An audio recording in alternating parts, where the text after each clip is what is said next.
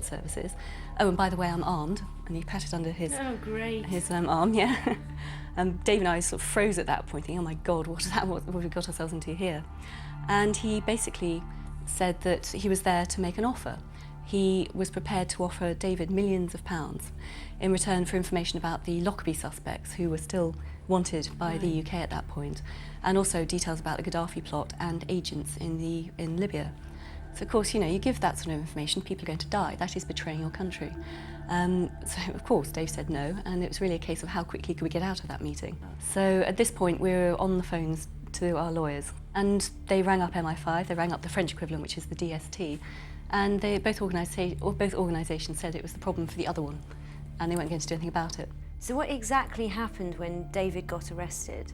They arrested him in the hotel foyer and were going to cart him off without telling anyone about it. But luckily, Dave's actually quite quick thinking, he's very quick on his feet. So when they said, do you have any ID, Mr. Shaler, and all that sort of thing, he said, well, I've got the passport out of my hotel room, knowing that I was there, but also knowing the passport wasn't there. So at least I knew that something had happened to him, otherwise he would have just vanished.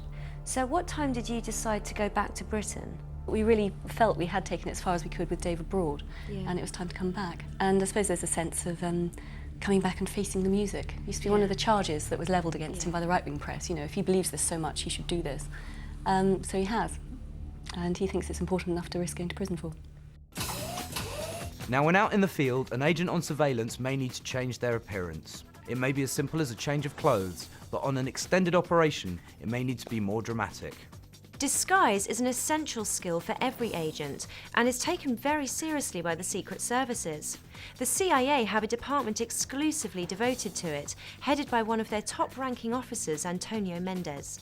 The expert I'm putting them in touch with is Catherine Scobie, a professional makeup artist. She should be able to teach them the tricks of the trade. After all, when the CIA were looking into disguise, they turned to Max Factor for help. I've decided to go as a tourist, preferably French because I know I can do the accent, so... Right, good. Kind of, and I thought quite chic. Well, I see you as having dark hair. So if you have dark hair, then your skin's going to be pale. Right. Your eyebrows are going to be darker. I'm going to put some dark colour through your eyebrows and brush your eyebrows the wrong way to change the shape. It really makes a difference. Right, so now we can put the wig on you. I'm going to change the colour of your lips now because to me they're very red, and throw somebody off the scent, as it were. What on earth is This that is yellow stuff? nicotine colour. It's going to just bring the gleaming whiteness down a bit. Vanity's out the window, I'm afraid. I've got some glasses for you to try. So Lorna, what do you think? Yeah, it feels really comfortable and it does feel really, really different.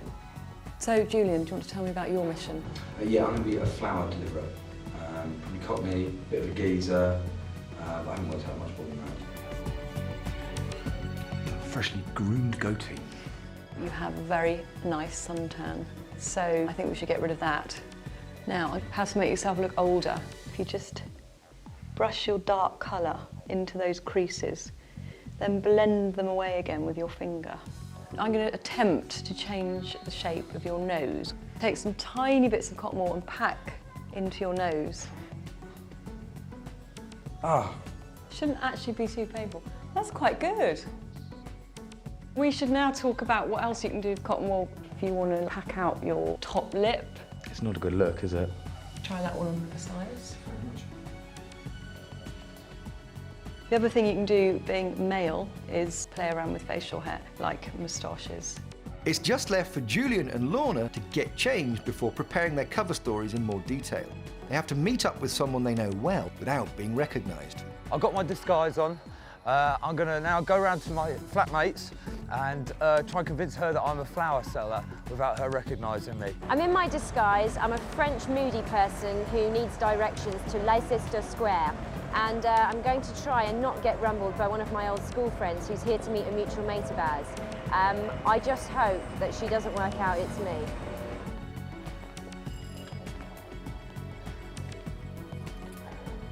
Good afternoon, madam. Lorna is still waiting for her friend. Afternoon, madam. Flowers for a Mr. Rolf. Okay, lovely. Would you mind Yeah. putting your... Pen, I can sign that. Sure. What's the time? It's about 4 o'clock, isn't I think it? 4 o'clock. Yeah, you're a very lucky man, flowers like that. They're beautiful, aren't they? Lovely. Thank you. Thank you very much indeed. Thank you, madam. Lorna spots her friend and runs to catch up with her. Excuse me? Excuse me? Do you know Leicester Square? Leicester Square? I thought it was you. Oh, I don't believe it. I've been rumbled. Don't I look French?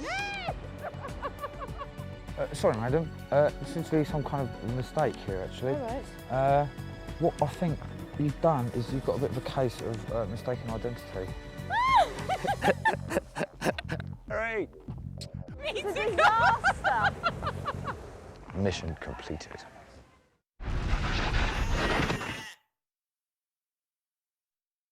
Join Kelly Brook and relive the dream. Love that one! Dirty Dancing, the time of your life. Wednesday at 9, exclusive to Living.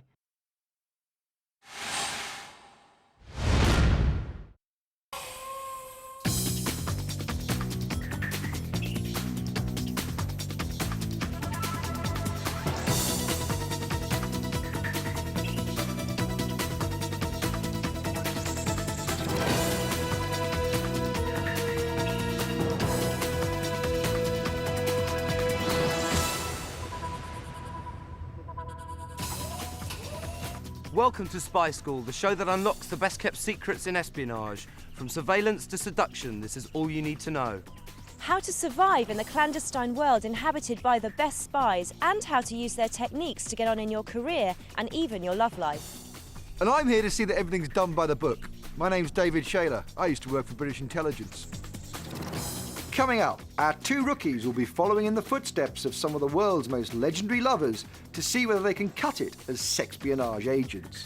We go back to World War II to see how the Special Operations Executive were taught to evade searches, and renegade MI6 officer Richard Tomlinson will be here with his exclusive take on espionage in the Tomlinson tapes.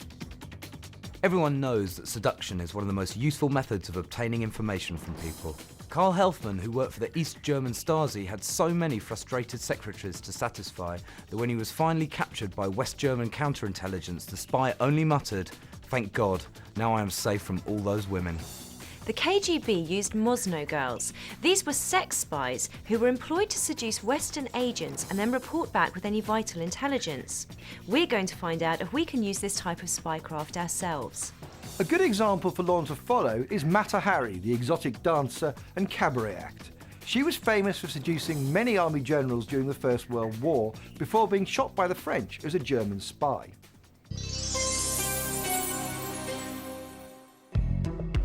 My challenge for this evening is to go onto this barge and perform a cabaret piece, after which I have to target somebody and arrange a date with them. I'm in my garb, influenced by the legend Mata Hari herself. Difficult to imagine that little old Lorna is underneath all of this, but it is me. I'm a bit petrified as well, but here goes. Somebody their chance to be who loved me in a manner true. Bear with me. Okay, well that was undoubtedly one of the best performances of my life.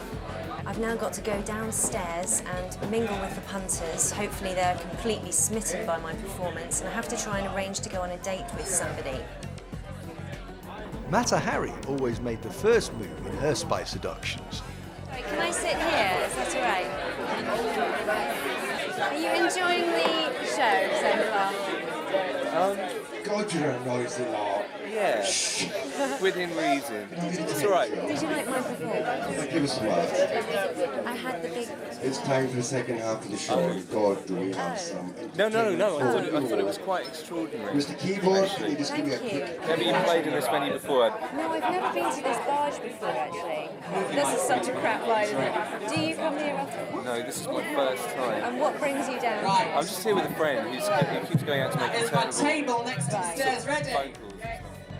Lorna has successfully engaged in targeting conversation, but but she's now got to find out if he might have access to any useful information. She wisely decides to continue the seduction outside. So what do you do for a living, my friend? What are you up to in your life? Well, I'm just staying down in London. I live in Cambridge. I teach at the university. Oh, right, what do you teach? Politics. Interesting.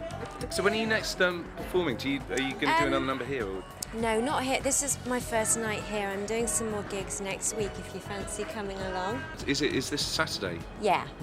And what time are you on stage? Well, that depends, because you arrive and they give you a running order. So, Right.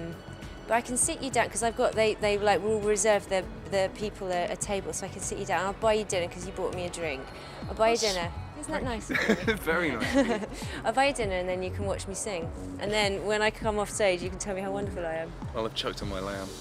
If you're up for it. Yeah, no, next Saturday, absolutely. Would Absolutely. I don't. you want to give me your number? Yeah, and yeah, I can Well, arrange a time. you can punch it in. Have you got a mobile or anything? Or I could write it down on a Write it down on a bar bar piece of paper. Okay, fab. Okay. Yeah. The target hurries off to get his phone number. Lorna has pulled off a successful honey trap. Basically, I think I've just pulled. I have a date with a politics teacher from Cambridge a week on Saturday. I've just used the excuse of having to change my shoes to come and have this quick chat with you. He seems like a really nice guy. Now I feel guilty because I told him I was going to buy him dinner. But I think a politics teacher, that could be handy. Well, I guess we'll see. But I think that's a successful mission. Martial arts are one of the most important survival techniques taught to spies. Time now for Spy Hard, our lesson in the most lethal methods of self-defense. Here's how to defend yourself against a knifed attacker. My name is Gavin Mulholland. I've been involved in the martial arts for 34 years and I hold black belts in 4 different combat systems. Okay, what we're going to do here is a classic reversal technique, using an opponent's blade against them to neutralise the attack and the attacker. All special operatives from whichever service need to be trained against attacks using guns and knives.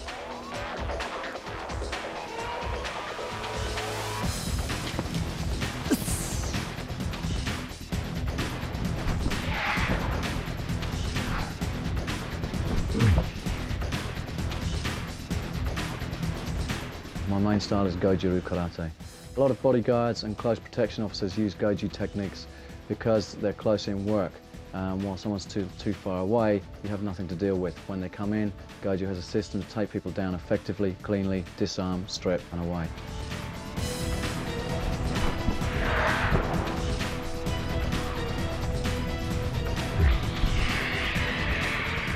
All these techniques are extremely dangerous.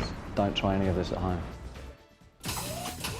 Later in the show, Julian takes on Casanova, learn how to protect your PC from hackers, and learn the method of counter-surveillance that Anthony Blunt used when working as a double agent.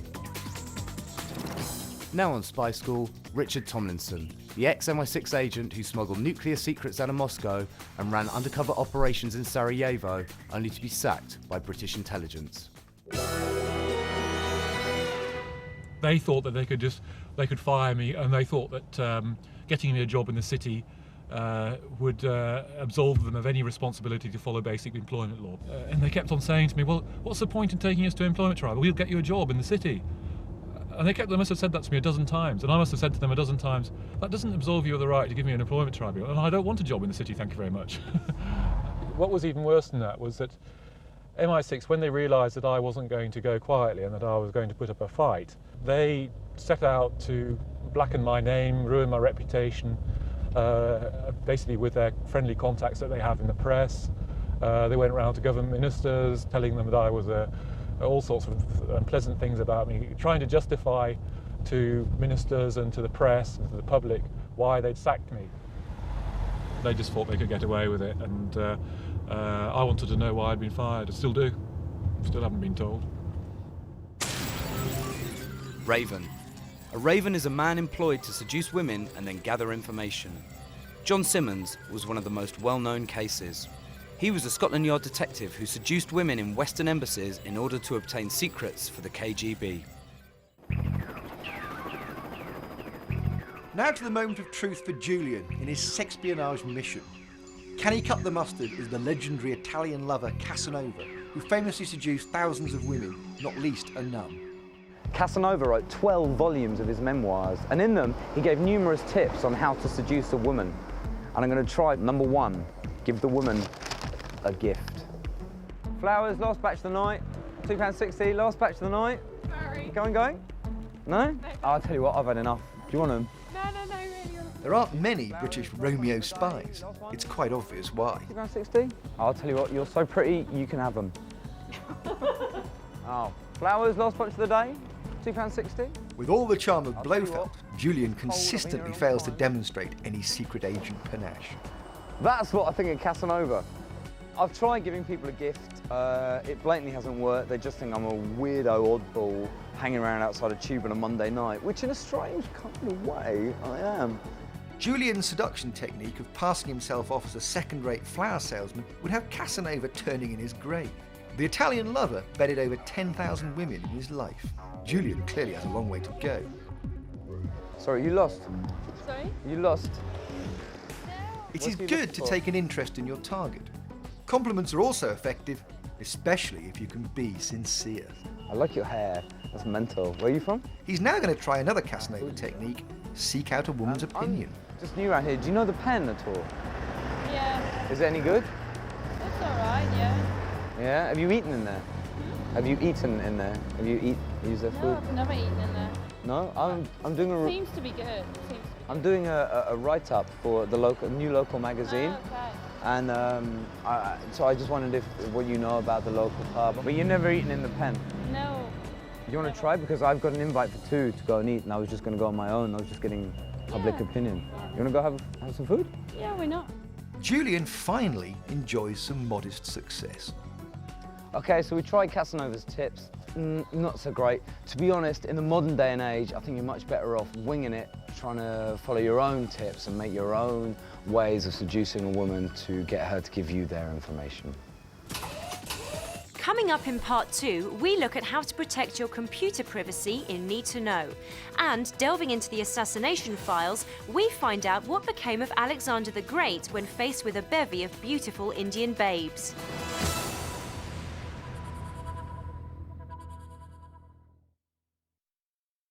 Minnie Driver and Eddie Izzard in the brand new series of The Riches. Wednesday at 9, exclusive to Virgin One.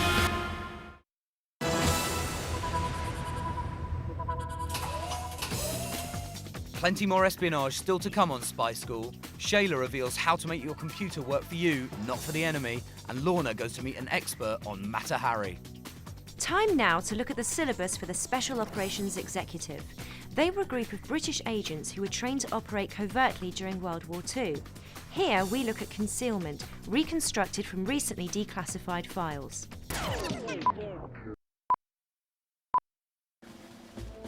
All SOE agents were trained in measures to avoid suspicion should they meet the enemy in the field and find themselves subject to an unexpected search. Agents were warned to dispose of any unauthorized firearm and hide any secret documents. Halt! Papers! A watertight cover story would also have been prepared. What are you doing here? We're just going to my fiance's house for dinner. Let's search your bag. What is this? That's a compass. He's a surveyor. I work at the land registry in town. It's just my job. Oh, yeah. Everything is in order. You may go. Thank you, sir. You may go. The agent would always leave any discarded items until much later before returning to retrieve them. We're talking about computers and hacking. Remember, this is strictly Need to Know. Information is power. In this day and age, it's much easier to hack someone's hard drive than it is to launch a physical surveillance operation against them. Every time you go online, your computer can be infiltrated either overtly or covertly. A lot of people don't know that the world's most popular operating system has a backdoor built in. Any knowledgeable person can access information on your hard drive and take it away without you ever knowing. We therefore need to look at encryption systems which can prevent this from happening. PGP is a public key encryption system used to protect emails and data files. It can also protect your entire hard drive. Its inventor, Phil Zimmermann, says that it would take all the computers in the world 1 million years to crack PGP. Since he developed the system, he has been harassed by security and intelligence services. Any commercial key has been produced in conjunction with the government. It is therefore not secure because the security and intelligence services have access to a backdoor key. Version 5 of PGP is no longer readily available, but if you can get access to it, use it because there's no backdoor key. If you want to get the latest version of PGP, go to its website at pgpi.com. The most obvious way to draw attention to yourself is to use encryption. The security and intelligence services are always looking out for this. Ironically, the people responsible for September the 11th in the US did not use encryption, and this is how they escaped detection. Instead, they used JPEGs and other files like this to hide messages. Swallow. A swallow is a woman, often a prostitute, recruited to seduce and compromise men who have access to valuable information. They are thoroughly trained for the job so that they have no shame when they are called on to work for their country. Time now on Spy School for the assassination files. Alexander the Great was one of the most successful generals of all time, conquering most of the known world in the 4th century BC. This was reason enough for the ancient Hindus to kill him with a sex squad of deadly sirens.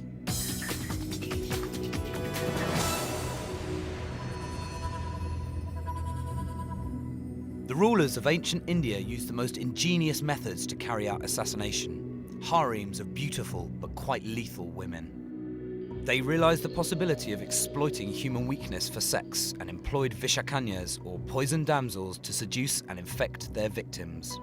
There were 3 kinds of vishakanya. Firstly, a baby girl would be spoon-fed poison from birth, very gradually, until she herself was immune, but by adulthood had become so venomous that a mere kiss would prove fatal to anyone she came into contact with. Secondly, a beautiful vixen would be requested to seduce an enemy and then feed him with contaminated food and drink. And in the third case, a woman already infected with disease such as syphilis or typhoid would be employed to pass the disease onto the unfortunate victim. One of the most famous cases of a Vishakanya death is that of Alexander the Great. Despite being regarded as one of the greatest generals in history, the healthy and robust warrior died mysteriously, aged only 33. Some say that when Alexander invaded India, the defeated king Chandragupta ordered Vishakanyas to be sent to Babylon. Alexander hosted several banquets there and drank heavily at them. One story claims one poisoned woman attended such a banquet and forced herself upon Alexander, feeding him poisoned wine. Immediately after drinking it, he felt a stabbing pain in his liver. When he tried to throw the wine back up, Alexander was dealt a further lethal blow, a contaminated feather which ensured that the poison would reach his bloodstream. Alexander suffered sweats, exhaustion, high fever and severe abdominal pain until he died in agony. His empire fell with him. Earlier in the show, I seduced someone in the style of Mata Hari. Now I get the chance to find out more about the legendary spy and lover by talking to Richard Skinner, author of the book The Red Dancer. Can you tell me a little bit about Mata Hari and what she was famous for doing? Well, she was born in Holland and she was famous for becoming a sort of an erotic dancer, exotic dancer in Paris, and she made a debut there in 1905. And she was alleged to have been recruited by the Germans to spy for them leading up to the outbreak of the First World War and during the war as well. So she was headhunted, allegedly? Yes, she was. She was recruited in Berlin by the chief of police, who visited her backstage after one of her performances. I want to know how famous she actually was. I mean, if you put her in a modern context, would she be, I don't know, would she be like somebody like Jordan? Yeah, someone like, but still kind of quite an A-list celeb for a while. Very, very famous. I mean, she was known in right across Europe. You know, her name was in the papers all the time. She toured a lot around Europe. She was a star. Was it quite a regular occurrence then for exotic dancers to be recruited as spies for the Secret Service? Yeah, she was ideal for them because she already had access to all sorts of quite high-ranking military personnel, diplomats, you know, politicians, that kind of thing. So they didn't really have to do much for her, set her up at all, to get access to these people. So she was, you know, a gift for them, really. Do you think that's why she changed sides so often? Because as a spy, she didn't seem to have much loyalty. No, I think she, you know, went to the highest bidder, basically. I mean, she was recruited by the Germans, allegedly, originally. But she was sort of forced into working for the 2e Bureau in Paris because she was compromised and, you know, they knew who she was, they knew what work she'd been doing, and she had no choice, really, but to become a double agent. Yeah. Now, once again, there are lots of mixed stories about what happened at her execution. Some people say that she actually blew a kiss to the firing squad, and there was another story that she threw open her coat, apparently, and wasn't wearing any clothes underneath. What do you think actually happened? She did have a nun and her agent standing to one side. She apparently did say goodbye to them individually, but that's, you know, that's all she's recorded as saying or doing. Well, thanks for coming to talk to me. It's been really interesting. Thanks a lot. Spying is essentially intelligence gathering and dissemination. One of the most important skills a spy must have is liaising with other agents in order to pass information over. But they must be able to make a successful contact while under surveillance. Using counter-surveillance to detect a tail is known in the trade as dry cleaning. The following exercise is based on former MI5 officer Anthony Blunt's arrangements to meet his KGB handler. In order to ensure security, they dry cleaned each other. Here we are today in Bloomsbury. We're going to look at a technique called dry cleaning, which is basically avoiding hostile surveillance when you meet an agent. So one of you is going to be an agent runner and one of you is going to be the actual agent. Okay, this is a good place to have the meeting.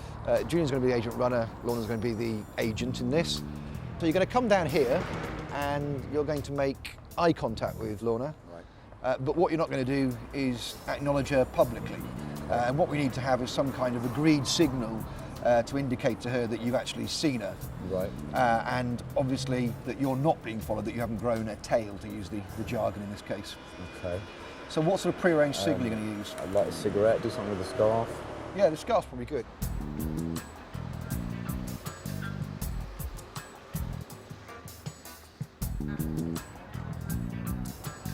When you do get up and follow Lorna, obviously you're looking for hostile mobile surveillance, either on foot or even in cars. So when you got up across the road, you can look either way without looking suspicious, because you're like looking for traffic, basically. So what you're going to do now is follow Lorna at a safe distance, making sure that nobody else is following her. This counter-surveillance technique has been adopted by Israel's Mossad, Germany's BND, Russia's SVR and the American CIA. It is also used by resistance movements and urban guerrilla groups. Now what we're going to do obviously is to now complete the exercise. We've dry cleaned Lorna so you know that she's not being followed. Now Lorna has to do the same thing for you. And the secret here is obviously not to use the same techniques as you used the first time, because that will look very obvious. You've got to find some more natural techniques that won't arouse suspicion. Well, we have a nice sort of phone box here. That's always provides natural cover. I mean, somebody can walk into a phone box and not arouse suspicion. And then obviously we've got to try and think of a signal that Lorna can give as she passes the phone box. So what's your signal going to be? Well, maybe I should, I don't know, do something like put chewing gum in my mouth. Right, as you pass the phone box? Yeah, I'll just stop and get some out, Okay. put it in my mouth, and that's the signal. Okay. I thought that worked very well. I mean, I thought both signals were very subtle. I thought the use of the window, so you didn't actually have to make eye contact again, was very useful as well. That's a technique beloved of the KGB. Obviously, in real circumstances, when you're being followed around by surveillance teams, there'll be many, many people around you. But they have a problem as well, of course, because they don't want to be spotted, because if they're spotted, you won't make the meeting, and therefore they may lose valuable intelligence. And as a result of that, sometimes they have to stand off, or in the terms of the trade, not press surveillance. So they will lose eyeball, i.e. sight of you.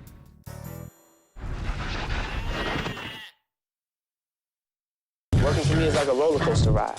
Oh my God! I can't afford to lose. It's the opportunity of a lifetime. I Want to Work for Diddy, Tuesday at 10 on Virgin 1.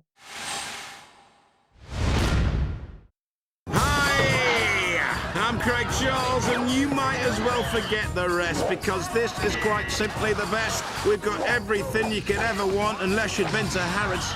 From insane pain to total shame, from a broken back to a good chin smack. From a cracking splash to an oversized Japanese bowling ball. Start salivating, folks, because coming up we've got a thick spread with honeycomb maze. A smidgen of skipping stones. A sprinkling of go nuts. And just enough mushroom trips to go on your toast. Hey! It's the Kessie's Castle.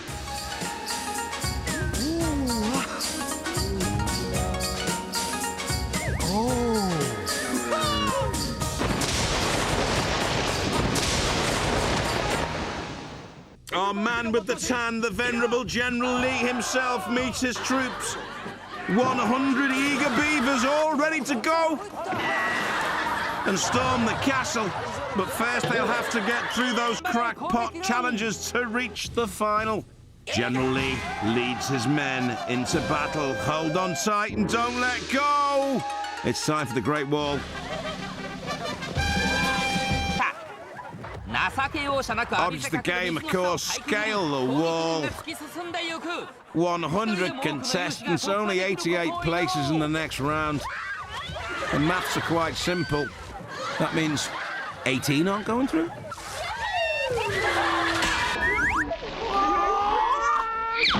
Oh, look at that. All this sludge and slurry specially shipped in from a pig farm in southern Japan. But our contestants aren't hunting for truffles. They're hunting for a way over the wall, some of them in slow motion. Trying to get through to the next round. They don't want to go back to Matron. It's like the Great Escape. Only they're breaking in.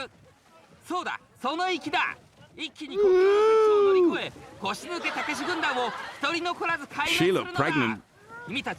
Although you wouldn't want to ask, would you? Oh dear, that went right up his left slack. Not going well for these kamikaze kids. Although you're through, mate. Oh, the last remaining stragglers. Oh, look at that upper body strength. There, sir. Show us your builder's bum.